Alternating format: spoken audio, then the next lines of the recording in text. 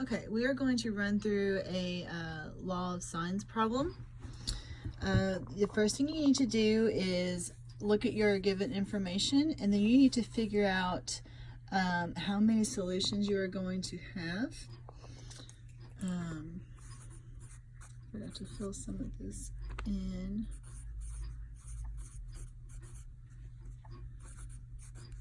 And this is the chart that we have. You have it in your notes. Okay. So if the given angle is acute, then you would have these four options here to look at. If your given angle is obtuse or right, then you look at one of these two. So our given angle is 116 degrees. So that is obtuse, it's greater than 90. So you're going to go over here and compare A and B. Now the formula for this chart here, it uses B, but it's basically just meaning use the other side that you're given. So you're going to be comparing A and C. Lowercase a the A here will correspond to the given angle. So this is the side that corresponds to this given angle. So this will serve as our A here, and then the B's here will actually refer to the C value that you're given. So since A is greater than C, we are looking for just one solution. Always look at this first, because you don't want to do a two solution type setup when you don't have to, because there's no sense in doing more work when that's not necessary. And sometimes you might get no solution. In that case, you don't have to do any work at all. So anyway, we have one solution. So we are looking for the angle B. We are looking for angle C. We are looking for side length B, and that is it. So we're looking for those three things. So you should have all of those by the time you're done. Okay, so now you're going to use your law of sines. You're going to use any two of these to solve for another one of your angles.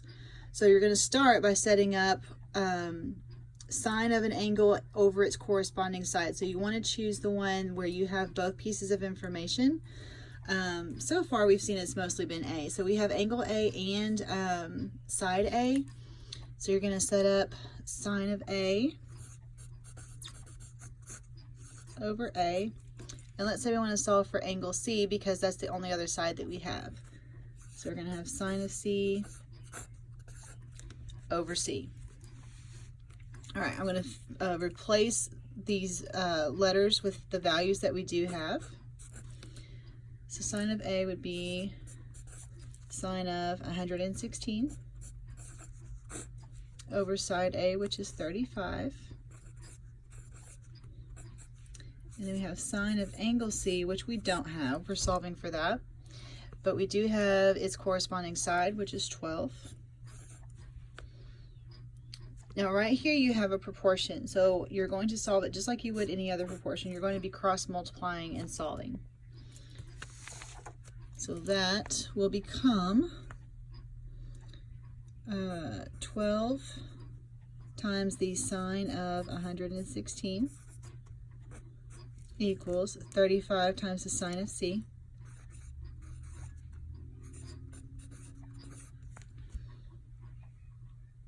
And from there, what we're needing to do is isolate the sine of C.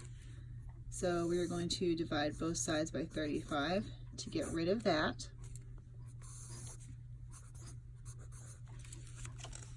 And then you're ready to put this part here in your calculator. So you're just going to put 12 times the sine of 116. I'm going to go ahead and put enter and then divide by 35. And we get this decimal here. So this is actually the sine of angle C. So what we want is the actual angle that gives us this sine decimal. So we're going to have to do inverse. Anytime you're solving for an angle, you're going to have to use the inverse function. So what we looked at today was doing the inverse sine, and this handy little feature where you are going to use second and your negative button, which gives us the answer. it actually inputs this previous answer that you have. It gives you the full decimal, so that way you're not rounding any intermediate values, which throws off your final answer.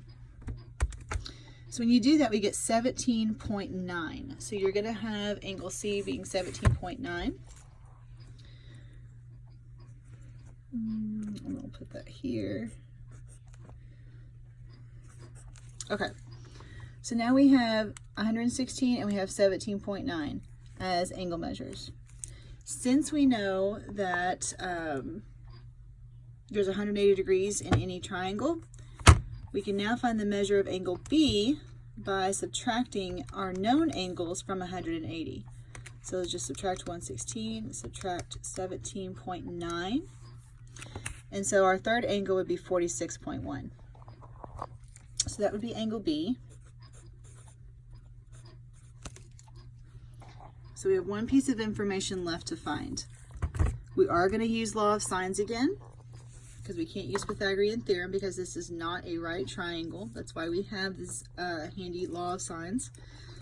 So we're going to kind of revisit this, but since we're solving for side B, we're going to use angle B, or sine of B over B, instead of using C. We no longer need that. I'm going to go back to using sine of A over A. And if you wanted to use sine C over C and set it equal to sine of B over B, that would be okay. Just as long as you have two out of these three up here so that you have a proportion. That's the important thing. Okay, so this is what we're going to do. So I'm going to plug in my values just like I did before. So we need sine of 116 over 35. And we're going to set that equal to sine of B, which is 46.1, and that's going to be over side B, which we don't know. That's what we're looking for. Cross multiply just like before, and you will have B times the sine of 116 equals 35 times the sine of 46.1.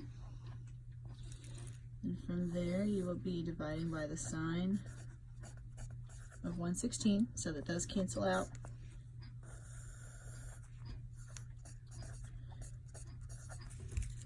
And then we're ready to go back to our calculator so that we could find the value of B. So we're going to put 35 times the sine of 46.1, and that's going to be divided by the sine of 116. Then we get 28.1.